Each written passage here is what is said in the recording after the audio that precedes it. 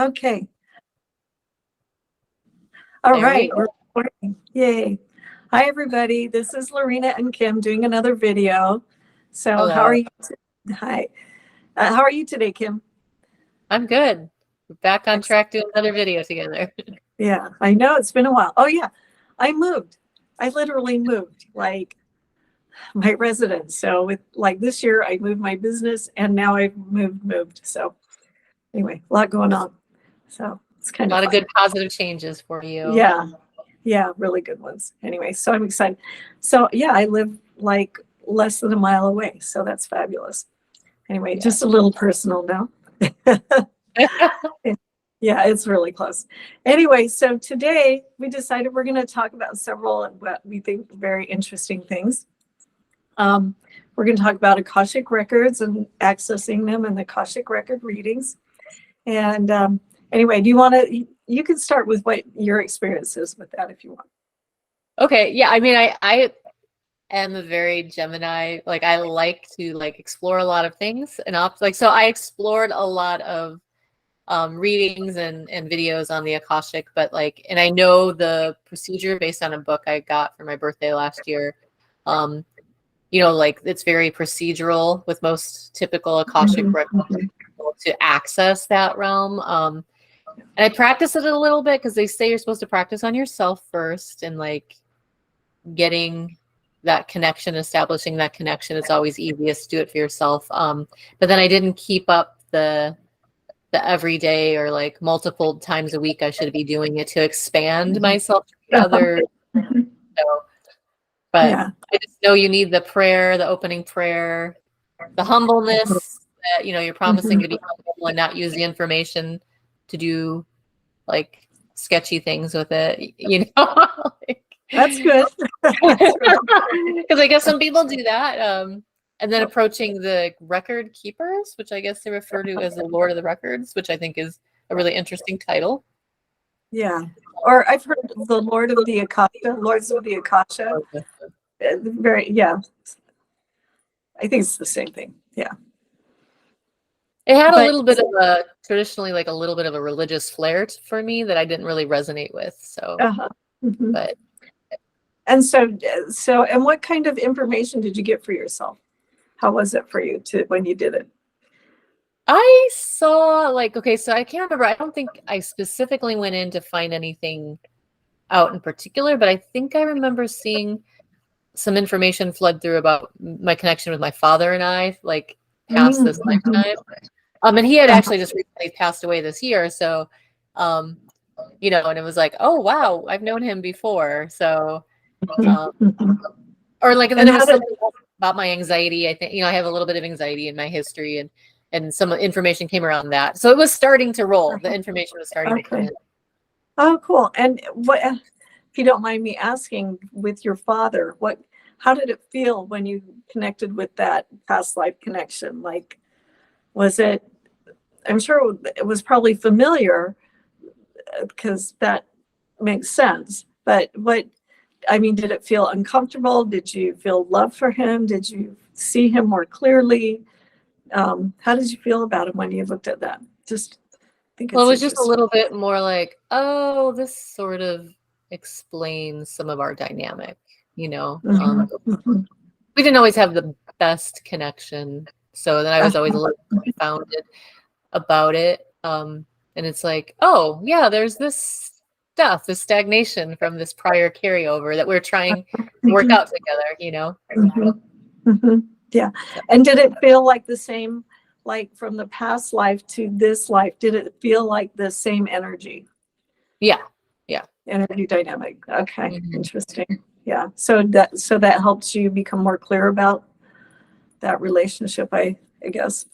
Yeah, because it's just a little bit oh, okay, a lot more compassionate towards more of the complication I think we had about being closer, or not closer, but there was always felt like there was something a little bit in the way.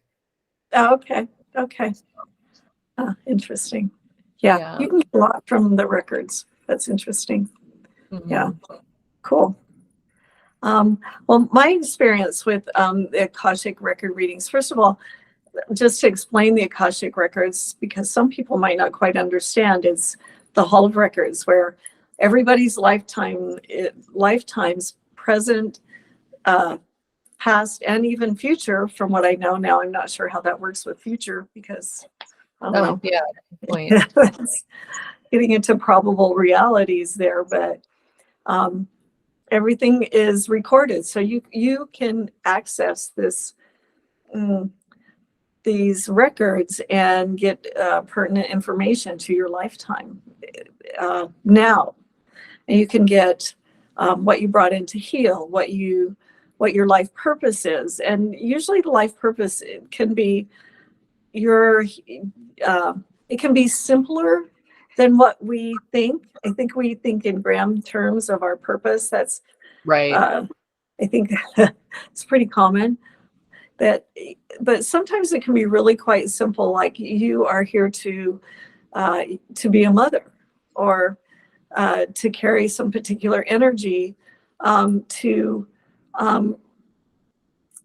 be a part of the land in this area, just to help heal some old ancestral thing that happened there. Or, I mean, it could be so many things, part of our purpose. So, and a lot of times that gets really over exaggerated.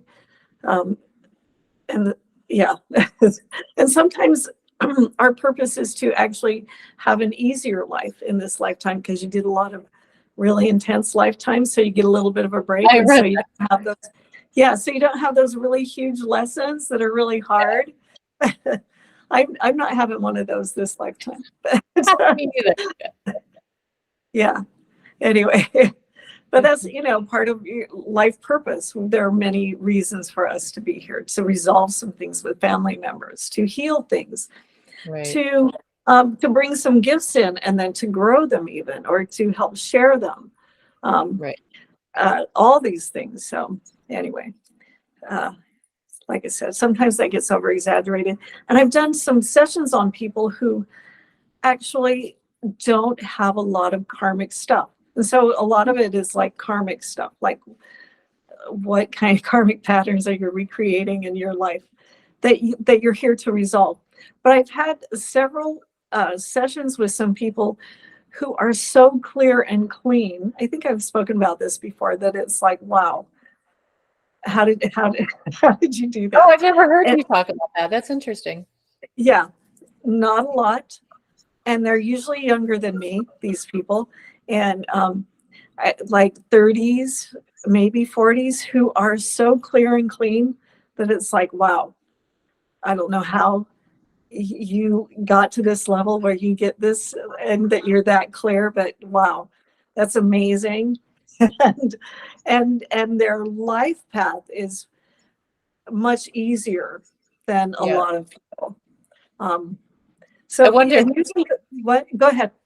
I wonder if those are the same people, like, me coming from the time that I spent doing plant medicine, that they were like doing, their entheogenic medicine, whether it be ayahuasca, San Pedro, that were always like blissed out and like up there, like with the rainbows and the unicorns, like, and then the people that were like, oh my God, I'm dealing with all this stuff. It's like, I always was a little confounded by the people that were always having a joyous experience every single time. Maybe that's them.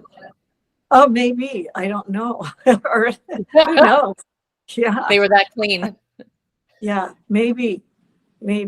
But some of those people that I've met who are like that, they usually have worked out a lot of stuff already.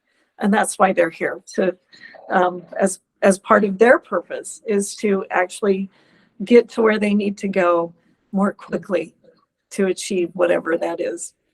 Anyway, lucky for them. Anyway, yeah. Well, it's probably due to a lot of hard work and healing in previous lifetimes. So I'm gonna make that assumption. But or what go ahead. Or if not to get us off track from talking about the Akashic records, but Dolores Cannon talks a lot about the first and second waivers actually coming in to do a lot of the grunt work.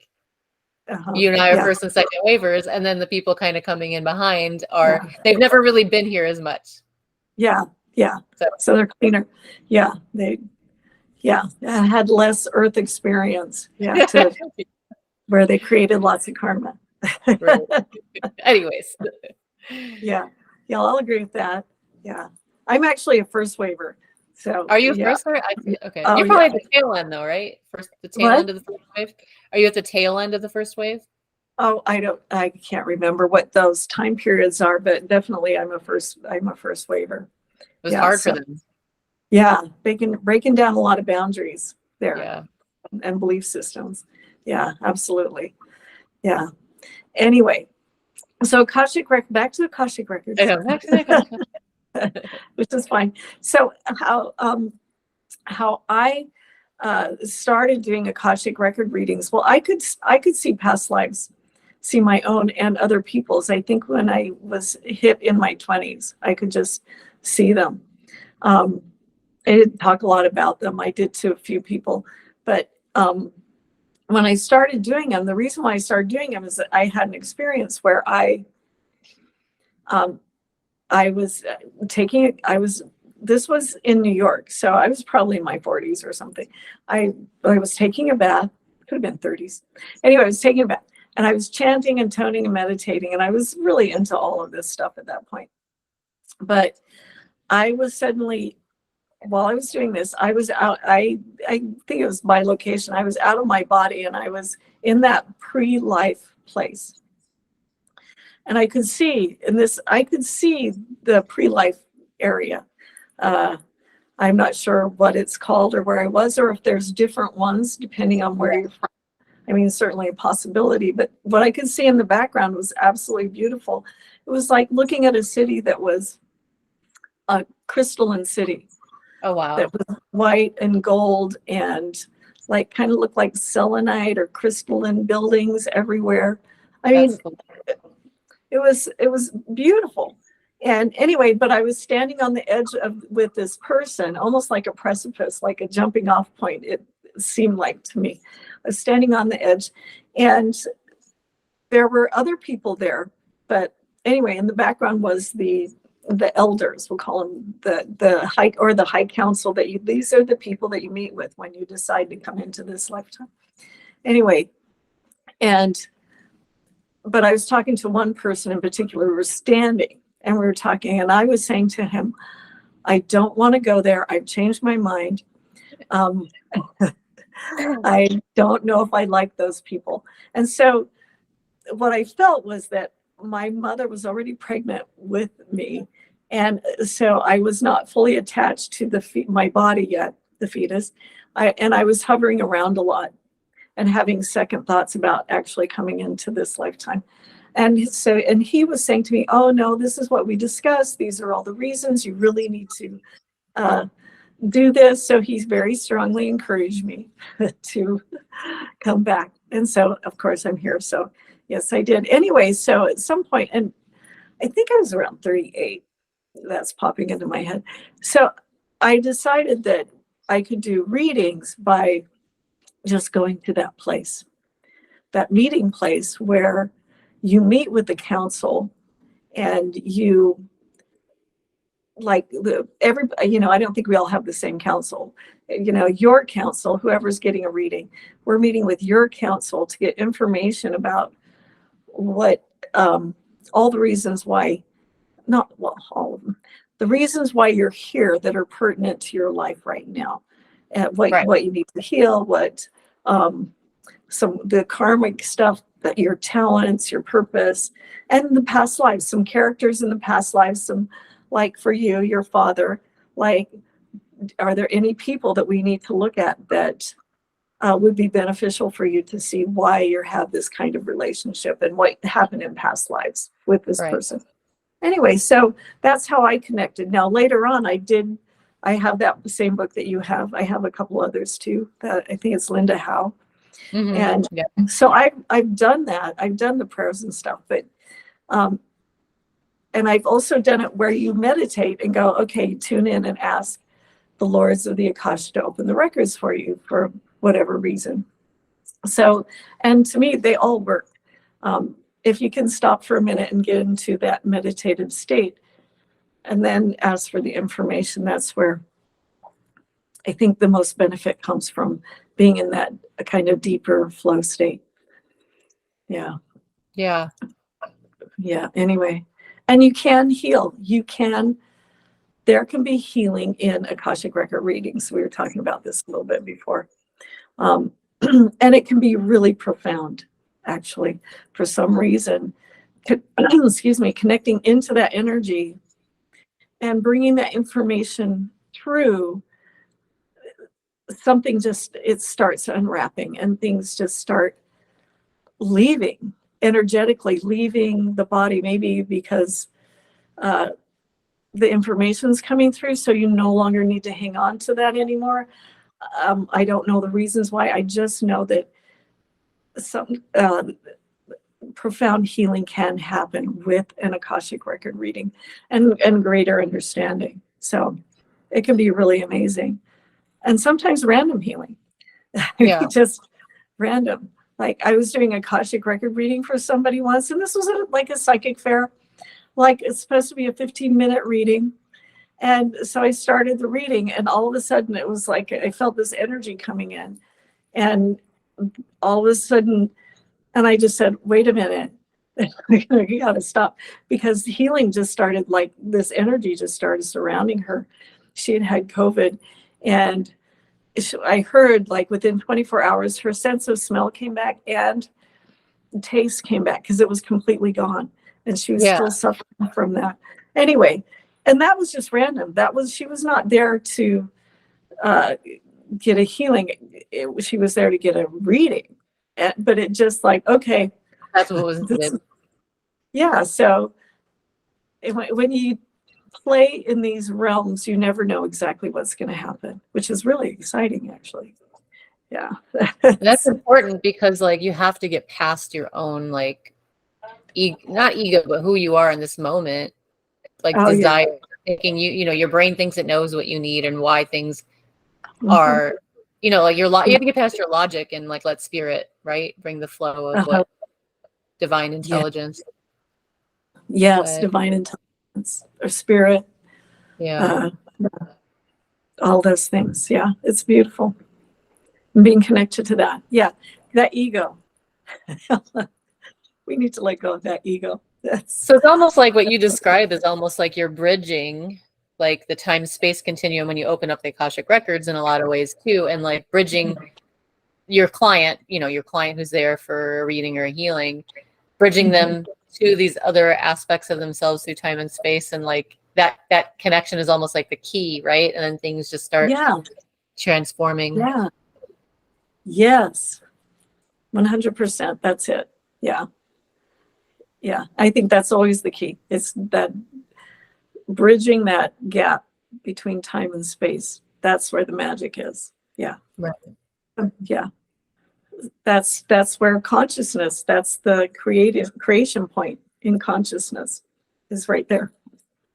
And this stuff isn't like, it's been around for a long time, right? Like the Akashic records but like there is this whole, like as things are breaking down, like past lives and, living like we don't die, a near-death experience, people have been telling us that, and they're even telling us more online with all these YouTube channels interviewing people. But this has been like, sometimes people will be like, oh, well, if it exists, how come I don't remember? It's like, it's all phooey. But like this knowledge has been kept in secret and pushed away so that people didn't know. Yeah. Right? Didn't know that. Oh, absolutely. Yeah. Yeah. Yeah. Yeah. So that we don't. So yeah, we stay in our small little shells and our small lives, living in a box of, the box of what reality is supposed to be. Well, what somebody thinks our reality is supposed to be. So we follow those belief systems, rules, and constructs. Yeah. Absolutely. Which makes sense because a lot of this stuff is deconstructing, and that's why people are feeling like, oh, Akashic records, like people I would never have guessed are suddenly talking to me about it, and I'm like, what is happening? This is cool.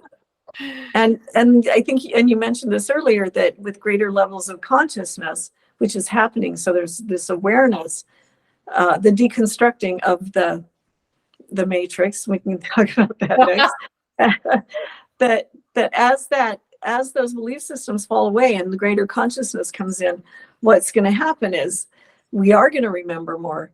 And then also those galactic records will open up too. Like, oh, you were Palladian or from Sirius or Orion or whatever. It could be, and have had multiple lifetimes in all of those, but one more significant than another. Anyway, I think all of those things are becoming more and more available. Yeah, it's There's fun. definitely like a level of openness that human collective, the collective soul, collective mindset, because like when you start looking at galactic records, there's like, I was telling somebody, have you ever seen Goja? That woman Goja on she connects with the aliens. Yeah. And you it have to comes have an through open, it comes through technology. Yeah. I don't quite understand it, but she's been don't on either. Gaia. Yeah, I do like her. Yeah. Just, it's a little bit out there for me, like not what, but just like how she's accessing that information, and but regardless, she was talking about the framework of masculine and feminine society, and it's so different there than it is here. It's almost flipped. Oh wow! The females are more the scientists. They're more the left brain, and the males are more the right. So it's this whole, I guess my whole point of using that as an example is to say, like, when we're accessing the Akashic for other time frames in past lives just within Earth, like you have to have a certain amount of groundedness and openness to be able to see these places you've lived where like societal, cultural rules were just completely different, right? Right. So yeah, it's interesting. And as consciousness shifts and changes, more of those things open up because there's a collective consciousness that, but that's harder. That's a slow process. Very slow. Which, and if you want to talk about, we can talk about like the holograms. So are we in a hologram? Yeah. What was it? How did you say it? Okay, or hold on. A simulation like the Matrix? Yeah, are we in a hologram or a simulation like the Matrix? Yeah, exactly. So, what are your thoughts on that? Because that's big. Yeah. I love the movie The Matrix. Me too. I watched them all, and I watched the last one too. That's some very interesting stuff. Very interesting. For me, what I can say is that I was doing some breath work once, and like really intense breath work, and I was doing it every day and building more and more. So, and I popped out of my body while I was sitting up breathing. So it was a bilocation thing, but I've talked about this, but what I saw when I popped out is, I saw two beings. One was white and like superhuman, like super powerful beings. One was white, one was black. And they actually communicated with me. You can be whatever you want to be.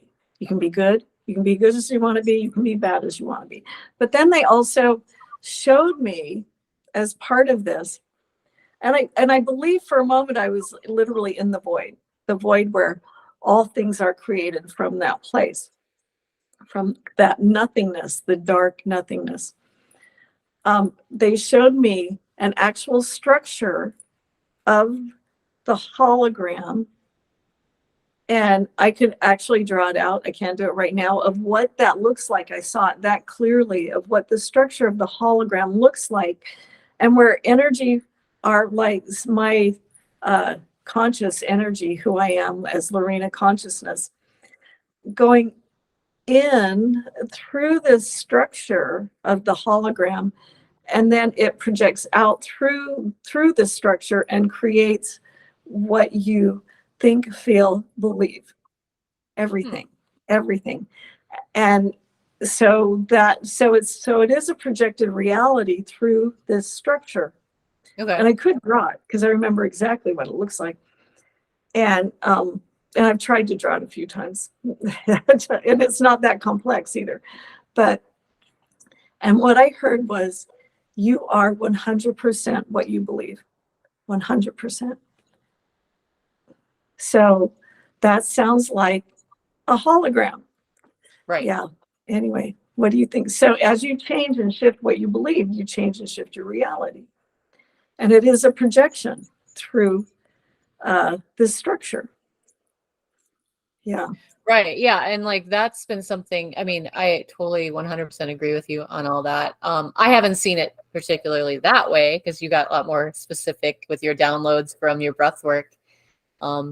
I just had like an experience once on ayahuasca in the very beginning where Uh-huh. it was like, actually, I think it was my very first journey, Uh-huh. where I was brought to the, if you look at the, what is it, like the ley lines? I was brought to the ley Oh, lines uh-huh. around the earth, like the Oh, matrix, sure. the real matrix. And what I saw was there was one that was like a false one that's been implemented in between the real one, almost like hijacked it, like almost like some Oh, kind of wow. program. And Whoa. yeah, so anyways, I saw, that's how I knew. I was like, oh yeah, we're in a, like, this is a matrix. This is like, that's how I felt what ayahuasca was showing me. Like, hey, Wow. look, this thing is messing with the it's like an obstacle, like from the true energy, that it's just getting in the way. It's not like stopping it, but it's messing with it. But so that was my clue into, oh, something's going on here. This Can you isn't explain reality. that? Can you explain that a little better, what you saw as far as you saw the ley lines and then you saw this other thing? Okay, so That's pretty wild. it's gonna That's sound, interesting. this is where you're getting into the only way I could describe this visual was she brought, Mhm.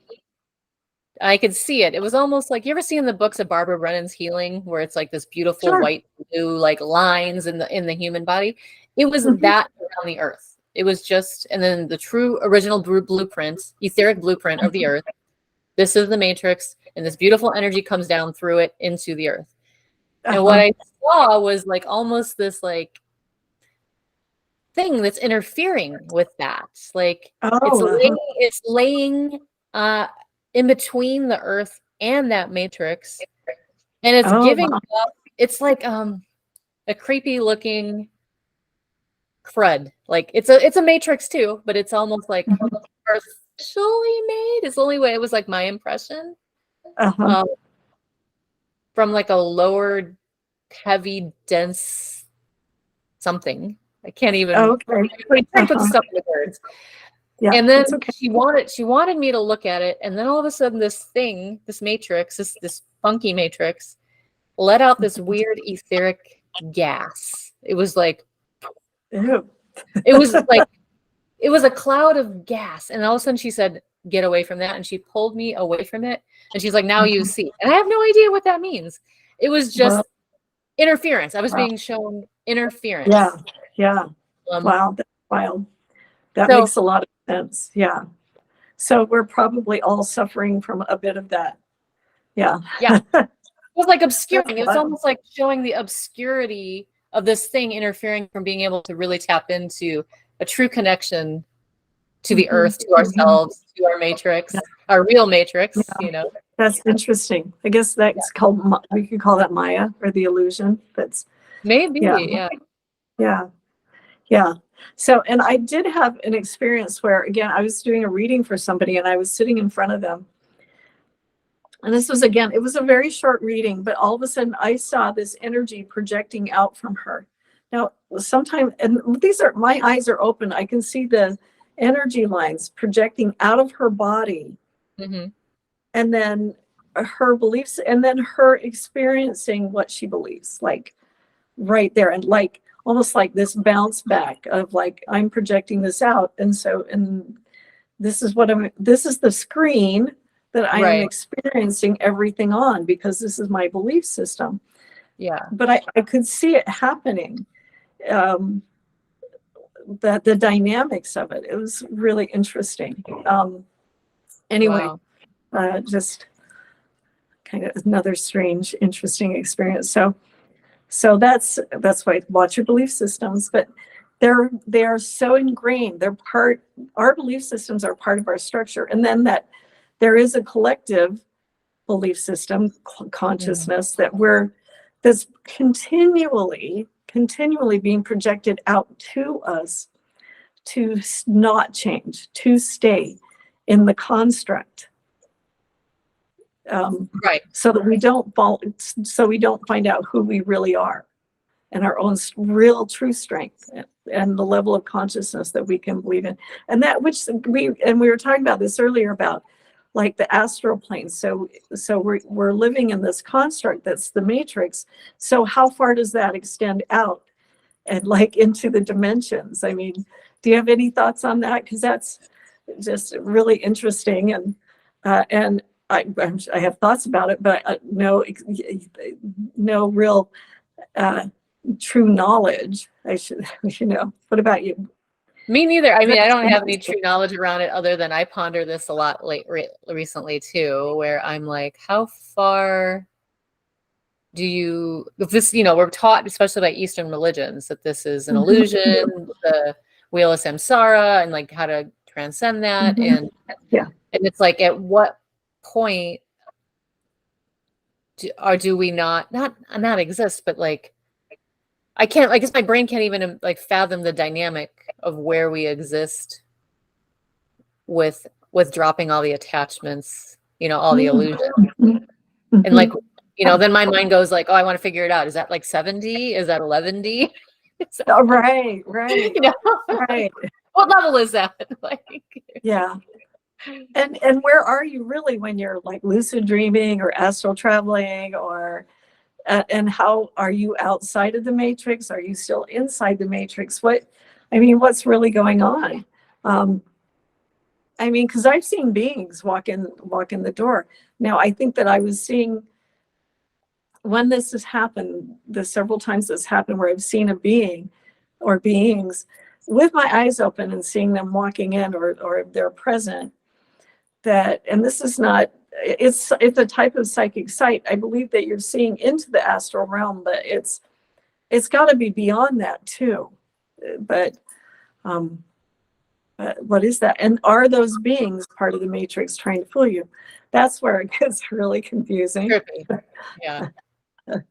But you got to go with discernment and your feelings with that. But yeah. Especially because if like you listen to a lot of near-death experience reports, which I do, just because I'm like, well, that's the ultimate ability to access who we really are, right? Outside of like, I listen to those too. They're amazing. Yeah. Intense meditations. Those are the things like death, psychedelics, intense meditations get you past who, Lorina and Kim and Kimmie. But like everybody has like such a unique trip in their near-death experience. Some people go to that like white light and there's just nothing but like, that high-level celestial kind of experience. And there's other people that like find themselves just like in a reality somewhere similar to this, and they see their dead relatives, and then they, like, or they meet an alien. Some people go and they meet aliens. Yeah. And where do they come from? Are they part of the matrix? Right. There you go. Yeah. Someone tell me how does it work? Yeah. I think a lot of those experiences, like those higher dimensional experiences, I think that is outside of the matrix. I think that's beyond illusion. Beyond this illusion. Yeah. And that's, learning, like all the yogis, they really, the yogis, yoginis, and Jesus, they learned how to do miracles. They are superhuman. Those are those beings who are superhuman. They're the ones who transcend the matrix. You're transcending the matrix, and moving through the belief systems, dropping the belief systems. Yeah. It's hard not to get. What? We were talking earlier about that dream worker guy, the Sergio. Sergio Magana. Yeah. From Mexico. And I remember Zach. Zach listens to this. He was studying with him, and we both studied acupuncture together in acupuncture school. And Zach's like, the what he's teaching really is very similar to what the Tibetans teach. Like there's a similarity about the dream world, but basically he was saying in Sergio's cosmology, and I think it's Toltec, and I'm sorry if I'm wrong on that, but I think you're right. The ultimate goal is to work through your lucid dreams and to become so conscious that I remember the ultimate end goal, I believe, was to get into the sun. Like, so when you die, to just exit, like find the exit into the sun, and that's when you get off like the whole ride. Wow. And then you join like creator status at that point. Like you get to like go on and create universes and realms, and that's like the ultimate level you can get to in the whole matrix. But I don't know. That's really interesting. That the sun thing's really, really interesting. So that's your exit point. It's like your release now. Yeah. Well, that's and maybe that's part of that tradition, and the sun has a particular energy that you're moving through. I don't know. I don't know why not. The sun is, just thinking about the power of the sun. Anyway, I had a little dream that I'll share. I might have talked about it before, but it came to me a couple years ago, and it was like I woke up and I was like, what is that about? But I had a dream. I was working with a group of people, and they were like people I've known through for a long time. I mean, it was like sort of like, oh, this is a soul group, right? And in the dream, we kept playing out characters. Some of us were like good guys, and some of us were the bad guys, and we were playing out these plays like on a theater and laughing because we realized it was just an act, right? Like, right. At one point, we like, some of us, not all of us, some of us realized it was an act, and we started to laugh. And at that point, we looked at each other, the people that realized it was an act, and we said, oh, we know how to get out of this whole thing that was happening. We realized to drop the belief systems about good and bad, that we had been all of it. And in that moment, in that totality of that, we then like lifted and moved on. And that always stuck with me. It was just like the Tao, like the whole middle path. But yeah, that's amazing. I think there's a lot to that. Well, that's like I said, I had that experience where there was a good being and a bad being, and they were both like super, super powerful. And they said, you can be good as you want to be. You can be as bad as you want to be. And the bad person kind of scared me. But that was part of it. It's like, and then they showed me the hologram, oh wait, they also, I got to see what my ego, Lorina, in this lifetime, what my ego looks like energetically. Oh, really? Yes, that was what wild. Does it look like? That's crazy. Yeah, I got to see energetically what my ego looks like, and I could probably even try and draw it, but I can tell you it, like, energetically, there's like incongruent lines and like energy lines that are flowing, and it was like, oh, that's what my ego looks like. So that's kind of a gift. And so it's like, yeah, I've seen personally what my ego looks like from an energetic point of view. Very, very interesting. And I can tell you and I really haven't tried to look at other people's ego in that way. Yeah. So I guess I should try, but it was quite an experience, but it's not pretty. It is not pretty looking at the ego. That is, I think, and people really believe, oh, you need your ego because it's your identity and all this stuff. I have doubts about that. I think the ego is a construct, an identity construct. You can still have your identity, but not be in your ego and live from that place. It is part of the construct, believing in your ego. And so I have an ego, and I saw it wasn't pretty. In that process, did you get to see it and like get shown like things you should work on, or like, not really. It was no, at that point, no, because what I was looking at, the ideas were so big and grand that think I had to process some of that material. So no, but I was like, oh yeah, girl, you need to work on yourself. Yeah. Well, and we all have healing we need to do. That's all there is to it. Yeah. Right. Anyway, just I get you.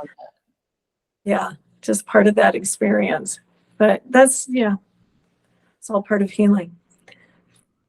Anyway. I So wonder did we sometimes. cover that? What? Yeah. I go wonder ahead. sometimes with our egos. I know we're going off. I'm going off in a little bit. Like, No, that's okay. how like do our egos like stay similar as we go forward? Like, you know what I mean? Like, are they similar woundings, or like we just drop it and then we're completely somebody new with a new kind of ego, kind of different wounding? Like, you know what I mean? I always wondered that. Oh, you mean, well, that sounds like a different lifetime. Like, I don't know. So I'm making assumptions, but it's a thought that when, as you grow and heal, your ego is going to change. So maybe you become much more powerful, say, in the world dynamic. So you become more of a power monger, and you weren't before at all. So now you have a new type of ego, like that still needs to be conquered again, and ripped off at some point, healed and ripped off of you, either in a gentle way or not, but as a part of learning and healing and growth. Yeah. Because I'm very different than when I was, say, 20 years old. And my ego feels it's not as delicate, that's for sure. No, right? Yeah. But it's still there. I mean, there's still, and it's all, I think ego, actually, a lot of what ego comes from is our wounds. Oh yeah, totally. I know I don't know if that's a big statement or not, but it feels to me like that's where when we fall into ego, those are places where we've been wounded. And so we become reactionary and defensive, or we have to prove something, or all those things that are not true action. I'm just here being, and this is what I want to do. Yeah. Egos, it's definitely a tricky little thing. Even in the plant medicine world, a lot of people are always about dissolving their ego. Yeah. And you think you dissolve it, and then sometimes they come back. And I'm not putting it down. There is healing that happens, tremendous amount of healing, but it gets constructed back to almost like a bigger ego. And I hate, and in ways too, like, oh, I'm this ultra spiritual person, and it's an interesting process, but and getting back to that dream that you had, which is really interesting, back to, because we kind of went off on the ego thing, but the Matrix is that, if you follow back to reality transurfing or reality creation, that if you can go back, if you go into that place where you're just the actor, you're the director. Here, I'm the director. This is like, that sees what's really going on up here. Right. And I'm the actor playing out the role. That if you can play both of those, be aware of both of those roles simultaneously as you play them out, you are in a place of where you can create more easily, because you recognize the game and you have control of the game. Yeah. What? It's coming from you ultimately. Yeah. You're the director and the actor. So that is so perfect. That is a place of creation. If you recognize the actors, yourself being the actor, and the players, and you, the director, deciding what you want to create. It's really interesting. Yeah. That's playing in the Matrix in a way that that's where the trap, it's not a trap anymore. It's a good way to put it. Yeah. I have thoughts on that. I mean, no, I believe in you 100. I'm 100% with you on that. And especially for me, I've been collapsing a lot of like thinking life is random. I don't believe, for me, it's like, it's coming, like a lot of what I've created is people, people I've attracted, relationships, friendships, like that were really hard lessons. It's like, oh, that's just a mirror of something inside of me. Like, at least that's how I feel. And I've been, working on that, collapsing mostly those beliefs and feelings within myself. But then, until you realize the power that we ultimately have. But then my mind will twist and I'll think about, well, what about other people who don't have the flexibility and the freedom? Like, say that they're like, like maybe you're a Muslim woman or like a girl and you were given up, someone who doesn't have as much freedom in their life. And I'm like, how do we create that? You know what I'm saying? Like, they were given up as a young bride and they can't go to school. And where did that come from? I don't know. Yeah. I don't know. I'm spinning out a little bit. Sorry. You need an Akashic record reading to understand that. Probably. Because there's something there. There's a reason. Yeah. Yeah. I mean, why I was born into a Mormon religion where they're to fanatical parents, like crazy religious fanatical Mormons. And so why? I mean, and there was very little freedom, especially for women in that religion. This is your path, and this is what it's supposed to look like. So, why? Well, I feel like I'm outside. I'm not in that anymore. I'm not in the Mormon construct. Have you ever tried to do like a Akashic reading on yourself to see where that came from? You know what? That's a good question. I really haven't, because I just feel like it's not that important in my life right now. So, so I haven't looked at it, but I think it's interesting. Definitely had some major wounds about the Mormon Church that I've done a lot of forgiveness around. So maybe that's why it's not huge, because I did a huge amount of forgiveness around my parents, around the Mormon Church, and some other things too. So, so I guess that was part of my purpose, that I had to learn how to do that and let it go. And it could just have to do with being bound, like having many lifetimes. And this makes sense to me. So this could be it, that having many lifetimes as a woman and being bound in those constructs of, you don't have freedom. You don't have any personal choice. You have no personal freedom. And to have a lifetime where growing up was actually quite awful and sad. And then coming out of that and finding healing and forgiveness around those types of constructs, and just going, okay, let's have some fun now and create the reality that you want, because that's what we're supposed to move towards. Right. Yeah. Yeah. I can see that. Yeah. I mean, as far as like not going, like wanting to look at why that stuff transpired, if you've already kind of come out the other end of the healing process of it. Yeah. Yeah. Because that's my belief, that we're here. You came in to heal these things. You didn't come in to suffer. But some people, oh, well, I came here to suffer. Well, maybe you needed to experience something so that you could find healing and forgiveness and move on, so that you actually find freedom. And that's back to the matrix. We're here to actually find freedom. We're supposed to be free of the constructs. Yeah. Yeah. I think that's a good note. We're here to find freedom and to move through things and to heal. Yeah. Anyway, do we have anything else to talk about? I think that was a really good ending. I can't remember what we wrote about.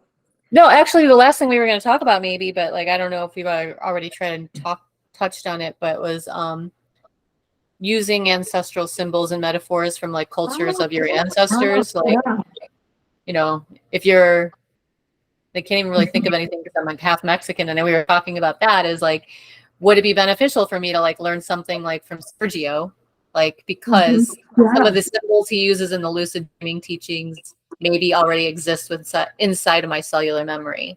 So we were kind of touching on all that. Oh yeah.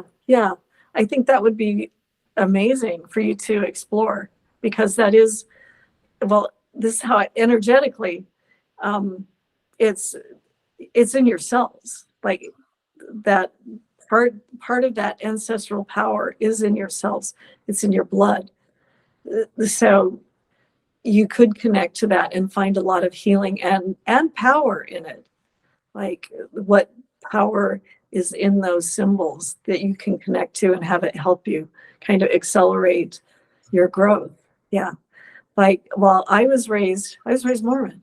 Now that's, but I'm Irish and English. So, Yeah. But my parents, like, none of those things really mattered at all. So you were only Mormon. So, like, we were not raised to, like, that being Irish or that being English, that there is that ancestry that exists, like the Druids, and there's a lot of power in that. Right. So I haven't had a lot of desire to explore that, but like maybe to go to England and Ireland and really explore being in those lands and see what that brings to me personally, as like home. Like it's like going home. Did I just hear a cat meow? Yes, my cat's up. I thought so. Anyway, so that might be sort of like going home and like finding that power that exists there through your ancestry and connecting with that and reconnecting with that. Because I have not experienced that myself personally, but I think it would be incredibly powerful to do that. So whatever your ancestry is, to connect with that. And like, would some of those rituals or like those symbols or, here she comes, but some of that, like, would it, like, it's the whole idea, like, would that respond to you exponentially as opposed to, like, I don't know, somebody who doesn't carry that ancestry, you know what I mean? Yeah, like, just because of so. the body resonance, cellular. Yeah, absolutely. It might be like a piece that's missing would come back. Yeah. Mm-hmm. I think so. That makes sense to me. Yeah. It's interesting to explore. Yeah, just another fun thing to explore. Yeah. But we'll test it, and then like in a year we'll talk about it. Yeah, I'll go to Ireland, and you can go to Well, I can go to Ireland with you because my dad's ancestry was Irish, but okay, yes. That sounds awesome. I love it. Okay. Well, all that the spiritualists, they're in like England and that whole area, there is a lot of mysticism there. And spiritualism, a lot of the spiritualism, the psychic development stuff, that a lot of that comes from England. So, and I'm already connected to that. So anyway, just a some thought. of the best mediums like come out of the spiritualist church, which the spiritualist churches, and are they rooted in like the UK, like some of the yeah. Okay, is that what it is? Yeah. Yeah. Because I'm kind of blown away by some of the mediums that come out of the evidential ones, and I'm like, wow. Yeah. Yeah. They're pretty amazing. Yeah. Yeah. Yeah. Yeah. They do good work. Yeah.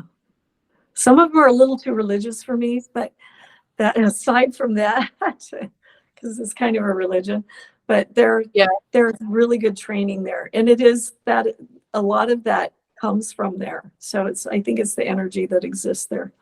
Yeah, too. Yeah, definitely.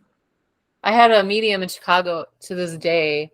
I still have not met anybody with the amount of detail and accuracy, like as far as, I mean, it's still to this day, I have never encountered anybody who's had that kind of just, but she studied in the spiritualist church for 5 years before she even platformed and started doing readings. Because I guess back in the day, they weren't really allowed just to like take a class. There was a lot of discipline and a lot of practice before you put yourself out there. Yeah. Oh yeah. Well, in the old days, you had to sit in a mediumship circle, a development mediumship circle, for at least a year before you could even say anything. Wow. Oh yeah. You couldn't even, no, don't utter a word. Just sit there. and feel and experience. Interesting. I didn't know Yeah. that. Yeah. And so now it's like, you study for a year in your medium.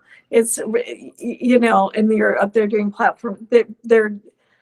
We want shortcuts. We're in modern day society. We want shortcuts. We want to be on stage like instantly. There's very little kind of time to let things develop. There's, people do have less tenacity for that than they did back then. Yeah. So I think a lot of the ones who are older are really good because they took time to really hone their craft. Right. That's, people are much more impatient these days, and they want it now. Yeah. So Yeah. kind of a modern day, I don't know, is that a modern day illness? It's like just impatience. Yeah. Hang a shingle out there, you know? Yeah. Right Yeah. away. Yeah. Absolutely. Yeah. Yeah. It takes work. It takes work. That's, yeah, a lot of clearing, and a lot of looking at self,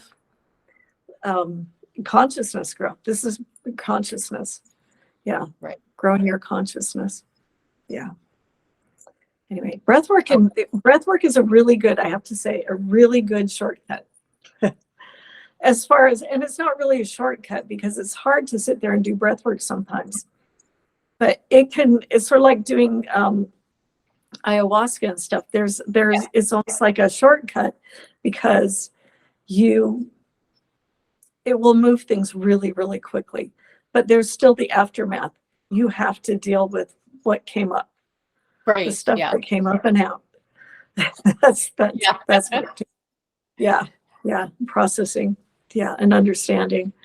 Yeah, it's part of the work. That and acclimating to your new vibration is something too. Oh, yeah. Frequency, you know? Yeah. Yes. Acclimate. Like I just moved. So, and I'm still I'm acclimating to this new environment and living by myself again. It's like, whoa, what do I do? There's an acclimation process involved with that. I mean, I'm enjoying it very much, but yeah, there's still like, it's an energy shift.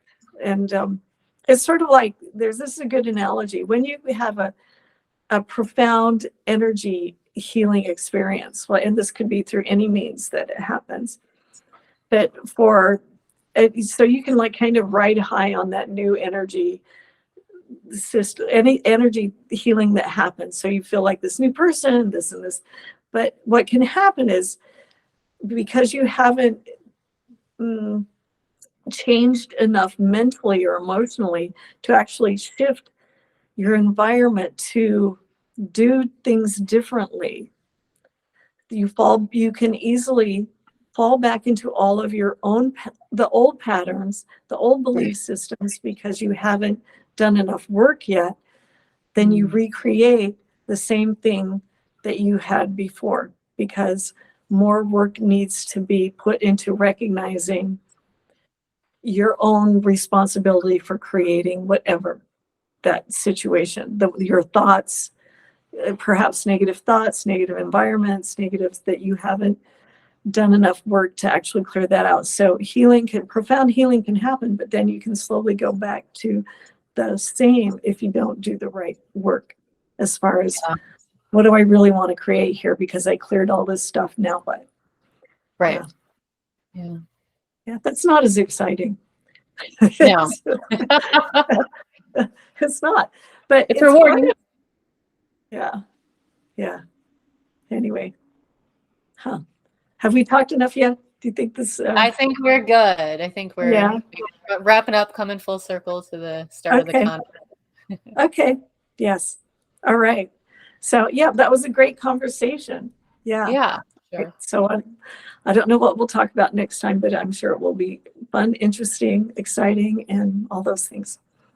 Hope others enjoy our little chat today. Yeah, I hope so too.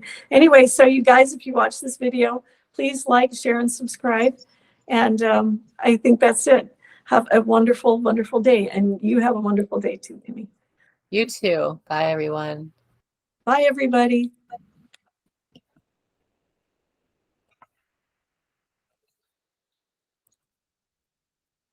Hang on. There we go.